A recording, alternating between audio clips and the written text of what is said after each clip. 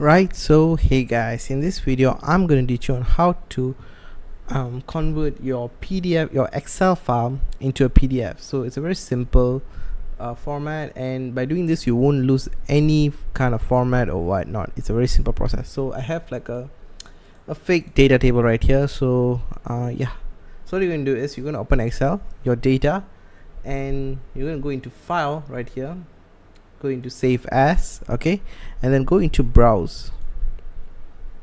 Okay, in browse, make sure to save it in your desktop so it's easily accessible, and the name you can put, I'm just going to put it name test, okay, and the save as tab, this is the important part. Okay, tap on the drop down and find for PDF right here, PDF. Okay, click on that, then click on save,